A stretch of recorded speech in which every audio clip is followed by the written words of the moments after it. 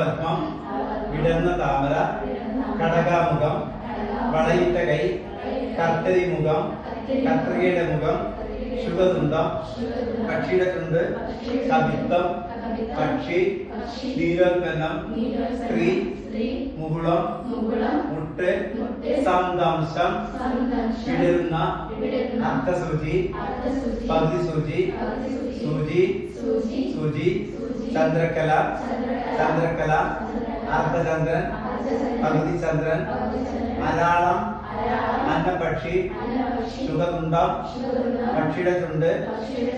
മനസ്സിലായല്ലോ? ഈ കൈ ചൂണ്ടുവിരൽ ഇങ്ങനെ മടക്കി പിടിക്കുക, ചൂണ്ടുവിരൽ ഇങ്ങനെ മടക്കി പിടിക്കുക. എന്നിട്ട് നടുവിരല് ഈ തള്ളവിരലിലേക്ക് ഒട്ടിച്ചു പിടിക്കുക. ഇപ്പൊ എന്തായി? കൈയുടെ മുട്ട് പൊക്കട്ടെ. ഭ്രമരം. എന്താ പറയാ? ഭ്രമരം.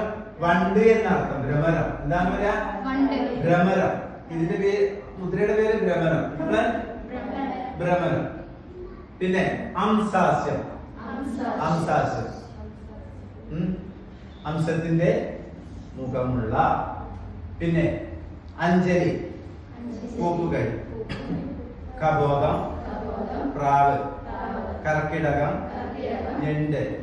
സർപ്പശിരസ്, പാമ്പിന്റെ തല. നാഗകണ്ഠം, കെട്ടുപിടഞ്ഞ. പാശം, ശത്രു.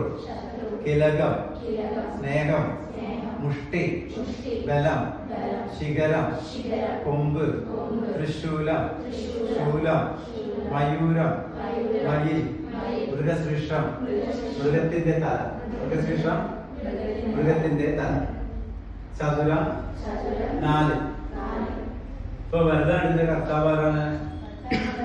ഭരതമുനി. ഭരതനാട്യം എന്നാൽ എന്താണ്? ഭാവരാഗ താള സമന്വയമാണ് ഭരതനാട്യം. ഭാവരാഗ താള സമന്വയമാണ് ഭരതനാട്യം. ഭരതനാട്യത്തിന്റെ കർത്താവ് ആരാന്ന് പറഞ്ഞ?